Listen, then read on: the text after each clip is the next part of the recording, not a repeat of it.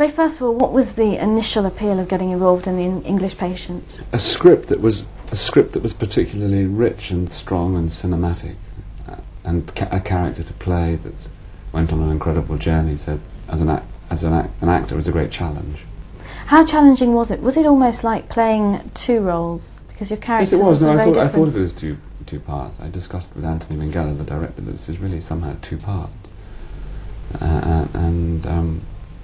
it's a man before and a man after.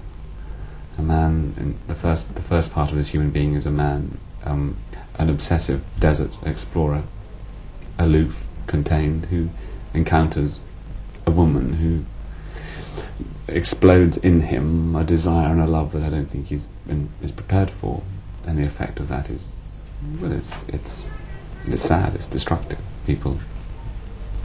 People's lives are in upheaval as a result of that.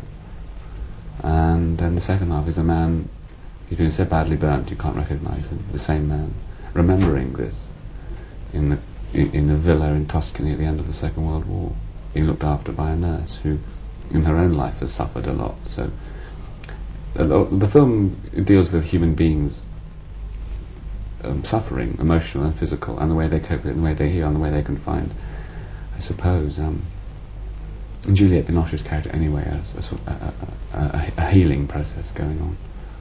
Tell us about the process you went through, sort of makeup-wise, to transform from the explorer. Well, to makeup was the a great English help. I Patient. mean, the burn makeup was latex pieces put onto my face. It took 5 or 6 hours, so I had to be there at 4 in the morning and be on set about 11 o'clock in the morning. But I found that useful. It's very constricting. But I think the effect of being very badly burned without modern technology is that, you know, the scar tissue that covers your body, your face, or whatever parts of it, is very constricting. So I find that people say to me, "How did you manage?" Well, I actually found it useful. It was very uncomfortable. It wasn't comfortable. It was horrible. And towards the end, my skin started to have a revolution. But I found it helpful. What sort of preparation did you have to do for this role? I think the biggest preparation is an exercise in imagination. You know, you have to imagine what it would be like to be that badly burned, to have been in that state for some months, 2 years in fact, because I hadn't played the earlier stuff, I had to imagine what the earlier part of my life would have been like, and that was tricky. I mean, that's why I would love to have played the scenes in an ideal world, but you can't, because filming isn't an ideal world. It's full of jagged compromises and things. But isn't the biggest preparation is an exercise, and it's imaginative. And of course, you know, we talked about how how morphine was injected into people in the Second World War, and lots of reading up about the Second World War, Italy in the Second World War, North Africa in the Second World War, and accounts of people who'd been in Cairo, been in Italy. All those things help. But it's essentially background reading to the... You'd say, what does this scene mean? Why do I say this line in this scene? Where does it come from? He's talking about his past. What was that moment in the past exactly like? What did he feel? How does he feel about it now? How do I feel about it now? So you're asking those questions of yourself all the time. Now, the film hasn't opened yet in Britain, but it's already enjoying enormous success merely with the nominations it's got. Never mind the Golden Globes, but the Oscar nominations, the BAFTA nominations. Why do you think it is appearing to be so successful? What is it about The English Patient that really has got the Academy gripped? It's romantic. It's passionate. It's romantic. It's about human desire, pain, suffering, loss. I mean, it's big themes, as they say, but very intelligently handled and very subtly handled in a wonderful screenplay. I mean, its root is in one of the, I think what will be judged to be one of the great English language novels of the latter part of this century, The English Patient. I'm sure it will be, you know, a seminal book.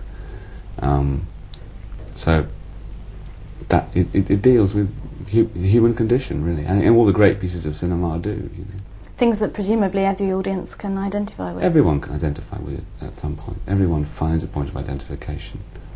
And what about the nomination for Best Actor? How did you react when you heard you'd been nominated? Oh, of course, I was thrilled. I mean, I was thrilled. Yeah, I was thrilled for myself and for everyone involved, because we've managed to gather a string of nominations. So of course I'm delighted. It's thrilled. I mean, it helps. It encourages people to go and see the film, and I suppose the point of making it is that people go and see it. And what do you think of your chances? I mean, you face competition from Tom Cruise and Jerry Maguire, and obviously other top actors too. What do you think your chances are? Oh, I don't think my chances are that great. I think, I think if I was to go into a betting office, I would put money on Tom Cruise or Geoffrey Rush, probably.